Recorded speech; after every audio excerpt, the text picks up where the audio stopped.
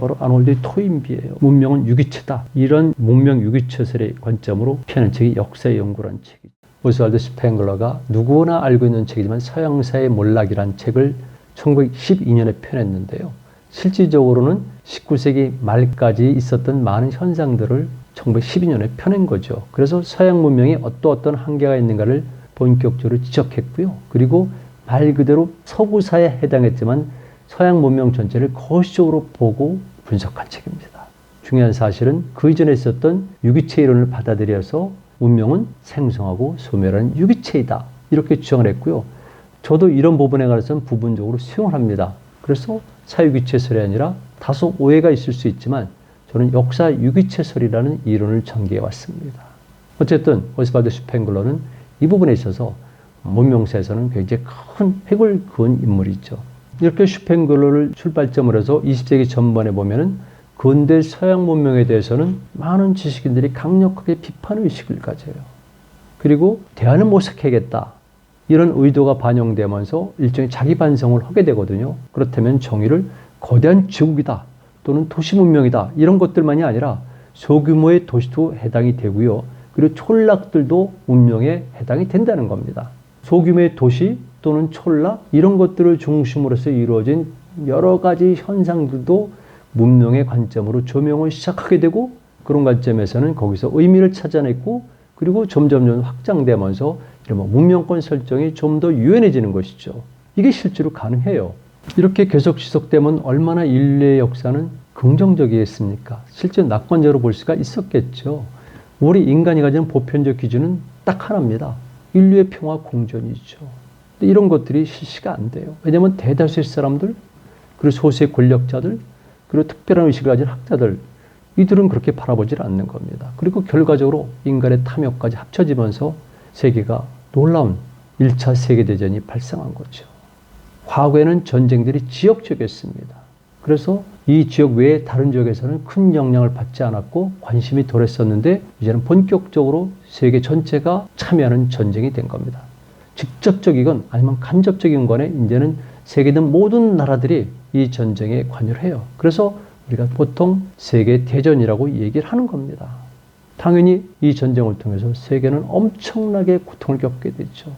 그래서 세계적 규모의 대붕괴가 시작되는 거고 여기에 모든 나라들이 책임을 질 수밖에 없는 것이죠. 제가 피해상은 말씀을 드리질 않아요. 이 여파가 굉장히 긴 겁니다. 그래서 긍정적이건 부정적인 간에 미국에서도 이런 여파로 인해서 발생한 것이 대공황이 있죠. 한참 이 전쟁으로 인해서 미국이 번성한 것만 보시지 말고요. 그로 인해서 대공황까지 이르는 엄청난 그 피해 상황도 같이 염두에 됩니다. 그래서 서양인들은 다시 한번 반성을 하게 되죠. 그래도 낙관적인 세계관을 가지고 있었고요. 그리고 진보할 것이라는 어떤 맹신을 가지고 있어요. 역사는 진보하는가? 제가 쓴 책의 이름이거든요. 특히 마르크스주의자들이 진보를 굉장히 외쳤습니다. 그리고 이성 능력이 있다고 봤는데 이제는 인간은 이성적이지 않다라는 생각들이 생기게 되고 그 이후에 지속적으로 인간이 가진 이성적 능력에 대해서는 회의감이 짙기 때문에 이런 것들은 지금도 극복하지 못하고 있는 겁니다. 경악했죠. 그리고 반성을 했습니다. 그리고 당연한 것이겠지만 이런 것들이 철학이라든가 예술사제에 반영이 되고 대안도 모색하게 되고 그런데 결과적으로 보니까 핵심 무엇인가?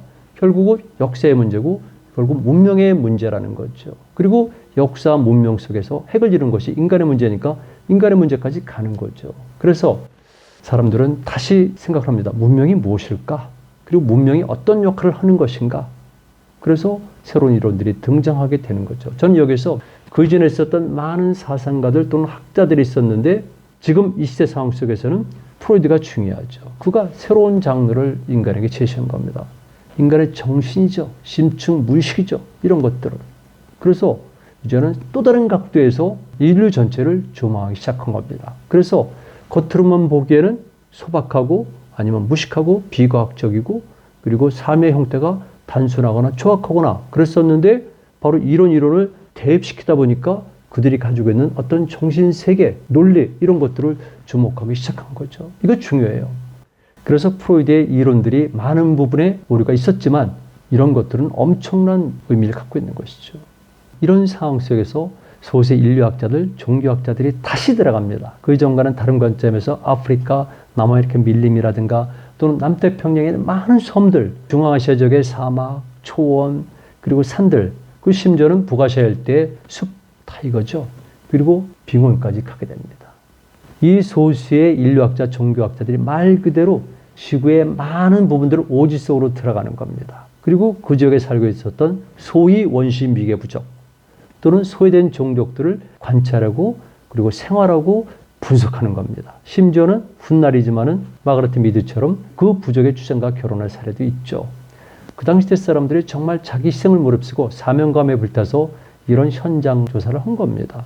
그리고 새로운 이론에 근거해서 재해석하니까 이제는 4대 문명만 또는 고등 문명 그리고 서구 중심의 문명이 아니라 여러 가지 새로운 문명들이 있고 여러 가지 문명들이 있었구나. 이걸 찾아내고 발굴하고 그리고 소개하는 겁니다. 제가 그 중에서도 말리노프스키를 거론하는데요. 인류학에서 기능주의 이론을 확립한 사람이죠. 그는 파푸아뉴기니에 직접 가가지고 조사를 했고 그 위에 많은 사람들이 또 조사했고 말리노프스키는 파푸아뉴기니에서 뉴기니아까지 넘어가기도 했고 그리고 태평양의 섬들도 갔고 아주 실천적인 인류학자죠. 파푸아뉴기니 1980년대까지만 하더라도요. 식인종 그룹들이 남아 있었어요. 그 당시 때 저는 일본 학생들과 합동 탐험을 했을 때 정보를 많이 받았는데요. 직접 그 지역에서 찍은 사진들을 저에게 준 경우도 많이 있습니다. 보면은 그때까지도 남아있으니까 이 말리노프스키가 활동했던 20세기 전개는 얼마나 심각했겠습니까? 그런데 이런 사람들을 보니까 또는 이런 문화를 보니까 나름대로 의미가 있었고 거기에 로직이 있었다는 거죠. 또 한 사람은 와스지 데스로라고요. 일본 사람이에요. 그래서 일본 사람들은 일찍부터 생태 사상에 관심이 많았습니다. 우리가 말하는 에콜로지, 이 용어 자체와는 무관하게 일본적인 습도한 자연환경 그리고 정치환경 때문에 그들은 우리가 흔히 얘기하는 생태학 여기에 관련된 관심들이 많았고 실질적으로 생태적인 삶을 살아온 사람들이 많았으니까 연구의 대상이 됐던 거죠. 그 중에 대표적인 사람이 와스지 데스로예요. 대표적인 책이 인간과 풍토죠. 저는 그래서 생태사관 그러면 이 와스지 데스로를 꼭 소개합니다. 중요한 사람이니까. 이 사람들이 가지는 공통된 것은 자연현상이 인간의 생활뿐만 아니라 정신에도 영향을 끼치는구나. 이렇게 구체적으로 증명한 겁니다. 프로이드 같은 경우는 인문적 관찰을 했지만 이 사람들은 직접 현장의 필드워크를 통해서 그 사람들의 실생활 속에서 검증하고 찾아낸 거니까 설득력이 큰 것이죠. 이제 인류는 다시 흔히 말하는 소외된 문명, 소외된 문화를 보기 시작한 겁니다. 자, 이제 변하기 시작하겠죠. 이렇게 인문과 연관된 사람들의 새로운 문명론이 수립되는데 또 일조로란 그룹들이 있습니다. 당연한 것이겠지만 자연과학이죠. 사실은 서양사에서 이를테면 유기체설, 적자생존 그리고 그 이외의 서양의 제국주의 논리 이것이 만들어지는데 일조란 것은 역시 다윈의 진화론이 아니겠습니까? 근데 마찬가지로 똑같은 입장에서 역시 이런 자연과학의 새로운 연구와 발견들이 새로운 문명론이 확립되는 데 영향을 끼쳤던 거죠. 그냥 쉽게 말씀드리면 일단 아인슈타인을 예를 들 수가 있고요. 그 다음에 그보다 조금 늦지만은 하이젠버그죠. 하이젠버그가 주었던 불확정성 원리 이런 것들은 지금의 나중에 카오스 이론으로 발전하고 지금의 사이버네티क्스 이론도 발전하고 오늘날의 얘기하는 네트워크 이론과 쭉 연결이 되지만 보호의 양자역학 논리들 이런 것들이 사실은 영향을 준 겁니다. 자, 보세요. 19세기 말 20세기 초에 이런 것들이 있을 때 이들이 가지고 있는 자연과학적인 발견과 그들의 사고, 자연과학이라는 것은 검증된 것 아니겠습니까? 이런 아이디어를 가지고 영향을 받으면서 다시 인류 문명을 해석한 것이죠. 그러니까 우리는 인류 문명을 얘기할 때 이런 자연과학자들의 연구 성과를 빼놓아서는 안 된다는 겁니다. 그리고 생리학자로 의미를 두는 사람이 바로 알렉시스 카렐인데요. 한국에서는 인간, 점 찍고 그 미지의 존재 이런 이름으로 번역됐는데 원제목은 man, 그리고 더 known이에요. 알려지지 않는 존재란 거죠. 그리고 이 양반은 노벨상까지 받았어요. 노벨 생리학상이죠. 이 알렉시스 카렐의 중요한 점은 생리학을 통해서 인체가 모든 것이 유기적으로 연결된 통일체다. 이런 것을 검증해낸 겁니다. 그래서 이걸 통해서 이제는 인간마저도 이른바 부분적인 물리적인 결합이 아니라 모든 것이 유기적으로 연결되어 있다는 이런 것을 확신하게 됐어요. 그러니까 이 알렉시스 카렐의 이론이 얼마나 그 위에 영향을 끼쳤겠습니까? 오늘날 우리가 발전하고 있는 뇌과학 같은 경우도 이런 것들을 근거로 해서 시작이 된 거죠. 저는 그래서 알렉시스 카렐을 굉장히 문명세에서 중요하다고 봅니다. 때때로 인용을 하는 사람 중에 하나죠. 결과적으로 모든 것은 상호 영향을 주고받아요. 그래서 지금도 우리 역사께서 또는 문명론자들이 문명을 전개할 때는 상호 영향을 주고받을 다른 학문과 관련을 맺어야 돼요. 특히 자연과학. 자연과학에 대한 이해가 없이 어떻게 문명을 얘기할 수가 있겠습니까? 특히 좀 이따 말씀드리겠지만 21세기 새로운 문명들은 자연과학의 발달과 직결되어 있거든요. 결국 인간을 변화시키는 것은 무엇입니까? 자연과학 그리고 기술력이에요. 거기에 따라서 인간의 삶의 형태가 달라지고 인간의 생태가 달라지니까 당연히 문명이 달라질 수밖에 없는 거죠. 이 무렵에 유명한 역사학자 또는 문명론자가 바로 아놀드 토인비예요. 문명은 유기체다. 이런 문명 유기체설의 관점으로 펴낸 책이 역사의 연구라는 책이죠. 꽤 오랫동안 거의 20년에 걸쳐서 그것도 현대사에서 전환기죠. 1차 세계대전이 끝나고 2차 세계대전이 전개가 되고 2차 세계대전이 끝나고 나서 아직까지 혼란스럽고 그리고 새로운 형태의 미소의 이데올로기 충돌이 시작되는 그 과정까지 집필을 써낸 책이죠. 여기에 그는 문명을 26개로 소개하고 있어요. 그리고 흥망성쇠를 분석했는데 이게 기념비적인 저작이라고 그러죠. 세계의 가진 문명권들을 다 분석을 한 겁니다. 물론 아놀드 토인비가 이렇게 했을 때는 그 이전까지 많은 지리학자들, 탐험가들, 특히 인류학자들의 정보 수집과 그리고 연구 결과에 따른 거죠. 제가 지난 시간에 말씀드린 것 같아요. 예를 들면 프레이저, 그는 황금가지, The Golden Bow라는 책이 있는데요. 그 책을 보면은요, 그가 집필했던 당시에 세계에 정말 오지에 있는 많은 문명권 또는 문화권들을 소개했는데요. 제가 젊은 날에 어린 날에 그 책을 보면서 깜짝 놀란 것 중에 하나는 부여 얘기가 나왔다는 겁니다. 부여에서는 가뭄이 들면은 왕이 백성들에 의해서 돌로 맞아 죽었다. 저는 그것을 이 프레이저 황금가지를 통해서 알았거든요. 이런 것들이 모여서 결국 아놀드 토인비가 대작을 쓴 거죠. 그래서 인류 문명을 바라보는 시각이 달라지게 된 겁니다. 4대 문명이 아니라 토인비가 26개의 문명을 얘기했고요. 조금 이따 소개하겠지만 더 많은 사람들이 그리고 또 다른 사람들도 새로운 각도로 많은 문명권들을 설정하고 제시했는데 우리가 그걸 모르고 지금 문명론을 주장하면 안 되죠. 그래서 소비에트 혁명도 성공하지만 그 놀랍게도 그 전까지 있었던 고등 문명의 개념에서 벗어나지 못한 또 어떤 면에서는 더 강한 이런 파시즘들이 유럽세에 등장하고 그리고 한편은 동아시아 일본도 받아들이고 그래서 파시스트들의 이런 엄청난 야만 행위들이 시초가 됐던 겁니다. 그것이 2차 세계대전으로 확장되는 거죠. 또 세컨드 월드 워. 대단한 전쟁이었었죠. 예상치 못했지만 이렇게 진행되고 엄청난 정말 참혹한 결과 때문에 인류는 경악했어요. 그리고 절망감을 느꼈습니다. 그리고 문명을 늘 얘기했었는데 본인들이야말로 정말 야만이었었구나. 그리고 그들은 전부 다 이런 붕괴 현상의 피해자 아니에요. 동시에 가해자인 겁니다. 모든 사람들은 가해자고 피해자예요. 누구를 원망하겠습니까? 히틀러를 파시스트로 만든 것은 누굽니까? 독일 국민들이에요. 일본을 군국주의화시키는 것은 누굽니까? 일본의 국민들이에요. 이태리도 마찬가지고 그 밖에도 마찬가지고 그리고 훗날에 저는 소비에트라든가 레드 차이나도 당연히 파시스트 국가를 보는데 그들을 선택한 건 누굽니까? 바로 일반 백성들, 민중들이거든요. 그래서 저는 늘 그렇듯이 민중 책임론, 즉 백성 책임론도 동시에 주장하는 겁니다. 누구에게도 책임을 전가시킬 수는 없어요. 같이. 그리고 제가 또 한 사람 소개하겠는데 최근에 들어서 이 칼 폴라니가 자꾸 조명되고 있어요. 외국도 그렇고 한국사에서도 이 폴라니 얘기가 많이 나오고 있습니다. 거대한 전환이라는 책을 1944년도에 썼는데 굉장히 어려운 책이라고 생각합니다. 적어도 제 수준에서는 참 어려운 책이다. 그런데 그가 제기한 문제점들은 시사하는 바가 크기 때문에 최근에 들어서도 특히 진보를 표방하는 사람들이 폴라니를 많이 끌어내서 인용을 하고 있습니다. 2차 세계대전이 끝이 나고 그 이후에 미소 양강대국이 출현하면서 그들 간의 패권 투쟁이 심각하게 전개되고 이것은 이데올로기의 외장을 띄우고 있지만 한편으로는 문명의 충돌이라는 성격이 강한 거죠. 인간은 정말 두려워합니다. 그래서 철학, 예술, 학문 모든 분야에서 이제는 모든 인류가 정말 진지하게 고민하는 겁니다. 문명의 본질이 무엇인가? 문명과 야만의 차이가 무엇인가? 이걸 점검하기 시작한 거고 그리고 문명의 붕괴는 어떻게 이루어졌는가? 그래서 수많은 문명 붕괴 이론들이 나와요. 정말 이렇게 엄청나게 많은 이론들이 나온지는 몰랐어요.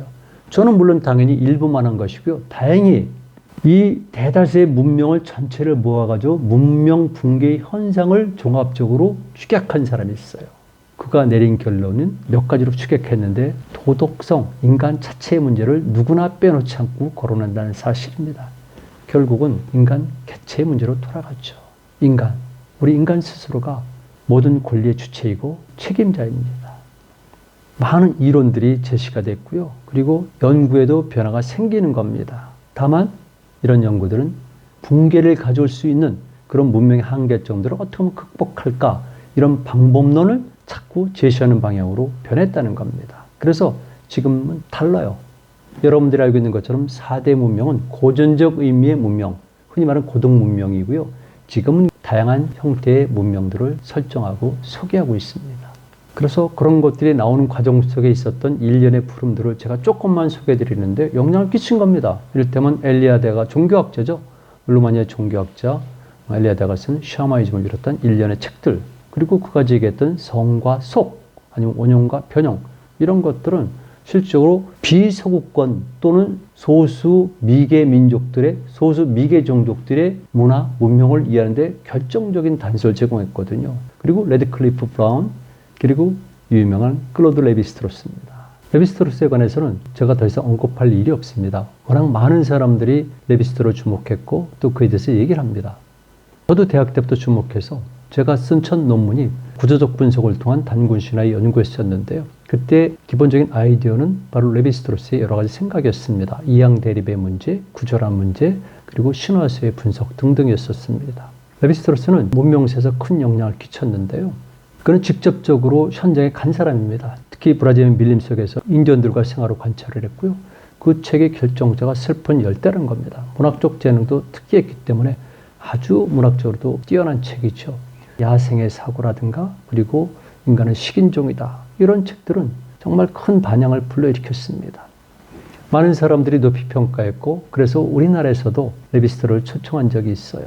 80년대쯤으로 기억하는데요. 그 당시 때 레비스트로스가 왔고 이화여대 강당에서 특강을 한 것으로 기억합니다. 그리고 놀라운 사실은요, 레비스트로스가 남쪽으로 여행을 떠났습니다. 떠난 이유는 당시 한국에서 살아있는 선승이라고 그러죠. 경봉스님이 통도사 극락암에 있었습니다. 그래서 경봉스님을 만나서 두 인물이 서로가 이야기를 주고받았다고 그러는데 당연히 선담이겠죠. 저는 어떤 통역이 이루어졌는지 모릅니다만은 두 인물이 거기서 만났다는 것은 굉장히 중요하다고 봅니다. 레비스트로스, 결국 레비스트로스와 그와 또 일련에 관련된 인물들을 통해서 우리는 소수, 미개, 야만, 이런 명칭으로 불려졌던 종족들의 깊은 내면의 세계를 이해했고요. 문명과 야만으로 이양대립적인 평가는 안 된다는 생각을 갖게 된 겁니다. 그리고 그 위에 루이스 베네딕트도 유명하죠. 그 다음에 마가레트 미드는 직접 추장과 결혼한 사람으로 유명하고요. 그는 인류의 여성 운동사에서도 큰 족적을 남겼고 정적인 발언권도 갖고 있었던 인물입니다. 제가 2차 세계대전 이후에 몇 가지 현상만 정리하고 또 넘어가겠습니다. 이런 인류가 처참하게 1, 2차 세계대전을 통해 가지고 문명이 붕괴되는 현상을 목도하면서 많은 반성들과 저항운동이 일어났는데, 이러면 다다이즘이라든가 그리고 실존주의가 팽배했죠. 사르트르부터 시작해가지고 소설에서는 알베르토 까뮤도 있고, 얼마나 많은 사람들이 실존주의를 통해서 인간과 문명에 대한 회의를 하게 되고 방법론도 모색하고, 그러나 그들은 힘을 잃어버렸죠. 그래서 인간은 점점 허약해진 모습으로 보여주는 겁니다. 그런가 하면은 50년대 앵그리 영맨이죠. 연구 중심으로 지난 화난 젊은 세대들. 이게 유럽 세계를 폭발적으로 움직였고, 그런 움직임들이 아메리카로 전달되면서 비트 제너레이션, 그리고 히피 연결되고 그들이 자유를 추구했고, 그리고 그런 것들은 베트남 전쟁에 연관되고 미국사의 세계에 큰 반향을 불러일으켰지만 그들의 행동이 다 옳은 것은 아니었죠. 그들이 추구했던 자유의 실체가 애매모호했고, 특히 히피 온 자체도 불분명한 만큼 이것은 어떤 논리라든가 학문적 배경을 가진 것은 아니라고 봅니다. 사실 어떻게 평가할지 모르겠습니다. 인간은 사실 그래서 20세기 전반부터 이미 인간성 문제, 그리고 도덕성 문제 중요하다, 환경과 생태도 중요하다, 그리고 위기를 자각하고 대하는 문명도 관심을 가졌지만, 이런 것들이 본격화된 것은 역시 2차 세계대전 이후, 그리고 대규모의 공장산업으로 발전하면서 야기되는 문제들이 드러난 겁니다. 그래서 20세기 후반부터는 흔히 말하는 생태사관, 환경사관, 이런 것들이 본격적으로 등장하죠. 계기가 된 것은 1962년에 레이첼 카슨이 쓴 책입니다. 침묵의 봄, 환경운동론자, 생태론자들에게는 거의 차트 전범에 가까운 책인데요. 그가 주장했거나 그가 예를 들었던 것에 적지 않은 부분은 오류로 판명났지만 그 책이 가진 역할은 굉장히 큰 것이었습니다. 그래서 많은 사람들이 환경의 중요성 그리고 환경운동에 뛰어들게 되고 그러다 보니까 70년대에는 환경세에 대한 관심들이 생긴 겁니다. Environmental History, 환경사. 우리나라에서도 환경사를 연구하는 학자들이 이제 조금씩 등장합니다. 그리고 1970년대에 본격적으로 시작되고 환경 역사학을 제창하게 되는 것이죠. 1970년대 말입니다. 도널드 버스터라는 사람이 환경 역사학을 제창하게 된 거니까 그다지 오래된 학문은 아니죠. 그러나 의미가 있습니다. 저는 환경, 생태 이런 용어들이 있는데요. 그것과 더불어서 우리말 용어도 필요하다고 봅니다. 그래서 생태란 용어 대신에 생명이란 용어를 중요시 여기고요. 역사학은 생명학이라는 명제를 내세웠고 생명사관으로 분석한 이라는 말을 앞세운 몇 편의 논문들을 발표했습니다. 생명사관. 1978년도에 기념비적인 책이 발간되죠. 제임스 러버록이 가야 이론을 주창한 겁니다. 가야 이론. 우리 동아시아 사람들의 입장에서 보면 러버록이 주장한 가야 이론이 특별한 게 아닙니다. 가야라는 것은 말 그대로 지호에 해당하는 것이죠. 대제 여신입니다. 그러니까 지모신 신앙이라고 볼 수가 있는데요. 우주 또는 지구 자체를 하나의 생명체로 보는 겁니다. 단순한 유기체가 아니라 생명체고 모든 것이 긴밀하게 연관되어 있으니까 우리가 생각하는 모든 것들, 자연현상도 결국은 지구라는 하나의 생명체에서 생명을 유지하기 위한 활동으로 해석하는 것이죠. 서양 사람들의 입장에서 보면 굉장히 충격적일 수가 있는데 동아시아 사람들은 특히 우리 민족은 늘 그렇게 생각해 왔어요. 저는 어려서부터 할머니로부터 그리고 부모님으로부터 받은 것들은 바로 이런 생각들이었습니다. 재미있는 말씀을 드리죠. 러버록이 주장 가야 이론은 학계에서 좀 외면을 당했습니다. 그리고 비웃음도 당했는데요. 그런데 시간이 지나면서 보니까 결국 가야 이론과 유사한 이론들이 등장하고 그것이 주류로 돼가는 겁니다. 왜냐하면 환경 생태가 그러니까. 그래서 러버록이 반발하죠. 내가 처음 발표했을 때는 이렇게 무시하고 비판하더니 지금은 나를 빼놓고 자기들이 이론을 전개한다. 이거 우리나라 학계에서도 경청할 만한 사실이에요. 그리고 그가 2006년도에 가야 복수라는 책을 발간하면서 더 지구 문명의 생태 위기를 확실히 얘기했죠. 어쨌든 중요한 것은 특히 제가 인용한 것은 Radical Ecology라는 건데요. 급진적 생태학이죠. 이 책에 보면은 클레어 머천트가 이렇게 얘기를 합니다. 자연 자체에 대한 관심, 성격을 규명한 노력들이 활발해지는데 적어도 이 책은 자연을 유기체로 보면서 윤리와 철학의 관점에서 관계를 논한다는 겁니다. 저는 제임스 러버록의 가야 이론과 유사한 생각들을 지지하고 있고요. 실제로 그렇다고 믿습니다. 인류는 새로운 관점으로 세계를 볼 필요가 있고요. 저는 그래서 사실은 자연이란 용어 대신에 생태란 말을 많이 쓰는 겁니다. 자연은 말 그대로 자연 그 자체고요. 생태는 인간과 관계를 맺는 자연을 생태라고 표현하는 것이죠. 그래서 최근에 들어서는 많은 문명들이 등장합니다. 물 문명, 숲 문명, 산 문명, 해양 문명 이렇게 표현하고 있어요. 한 가지 재미있는 말씀을 드리는데 중국입니다. 중국의 양계초가 중화문명이란 말을 만들어서 중국 세계 4대 문명 속에 중화문명을 끼워 넣지 않습니까? 근데 적어도 근대 이후에 중국인들은 서구 문명에 대한 끝없는 컴플렉스에 시달렸어요. 지금도 시달리고 있다고 저는 생각합니다. 그런데 그들은 이렇게 얘기를 해요. 해양 문명은 중국에서 남색 문명이라고 그래요. 남색이란 블루라는 뜻이거든요. 블루 문명이라고 그러는데 이것은 특별하게 서양 문명을 지칭하는 것으로 봅니다. 그러니까 농업 문명 또는 그들이 말하는 황색 문명, 황화를 중심으로 한 농업 문화죠. 이 문명과 대립된 개념으로 해양 문명을 사용한다. 이거는 제가 참고해서 말씀드리는데 그런데 시진핑 정부에 들어와서는 본격적으로 1대1로 전략을 추진하다 보니까 이제는 중국이 해양 문명에 대해서 엄청난 연구를 활발히 전개하고요. 중국이 일찍부터 해양 문명이 발달했다고 주장을 하는 겁니다. 우리는 해양 문화가 매우 발달했음에도 불구하고 아직까지는 해양사를 전공하는 학자들은 거의 없다고 보면 됩니다. 적어도 자신의 전공을 해양사라고 주장하는 사람은 저 빼놓고는 없습니다. 그렇다면 새롭게 발견된 정의된 문명들은 무엇이 있을까? 그러기 위해서 전제가 필요한데요. 과거에는 청동기 같은 금속 도구가 있느냐, 사용했느냐 이것이 문명의 주된 판단 기준이었어요. 두 번째는 문자가 존재했는가 이것도 기준이었습니다. 그런데 어떤 문명권에 가서 보니까 분명히 문자가 없습니다. 그리고 청동기 대 금속 도구도 사용하지 않았습니다. 그럼에도 불구하고 농경이 발달하고 대규모 토목공사가 이루어졌었고 당연히 토목공사 이루어지려면 기본적으로 무엇입니까? 일단 수학이 발달하고 기하학이 발달해야 되고 그리고 천체를 관측해야 됩니다.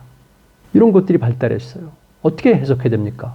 그리고 고대의 상징들이 표현되어 있어요. 특히나 중아메리카의 그런 문명들을 보면은 거기에 표현되었던 각각의 문화소들이 가진 상징은 굉장히 복합적이고 추상적일 뿐만 아니라 일정한 틀을 가지고 있어요. 형식을 가지고 있기 때문에 정말 이걸 어떻게 해석해야 될까 고민이 많죠. 그만큼 이들은 복잡한 상징 체계를 가지고 있다는 겁니다. 에드워드 타일러가 얘기했지만 중요하죠.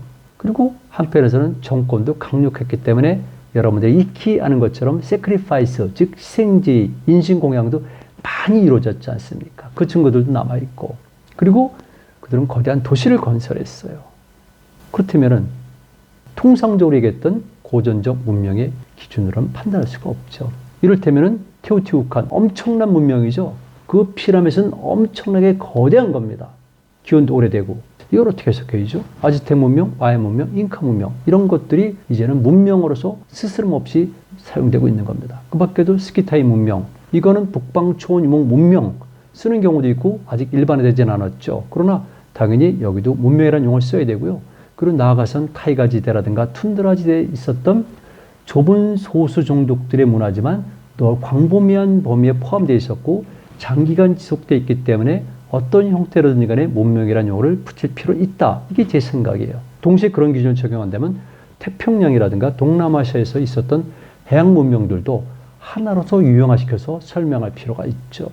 초원유목 문화, 해양 문화 이런 것들은 특성 중에 하나가 불보존성이에요. 자신들의 활동한 기록들을 남기지 못합니다. 유물과 유적들도 대부분 물속에 있거나 아니면 산속에 있기 때문에 또는 사라졌기 때문에 증명할 수는 없어요.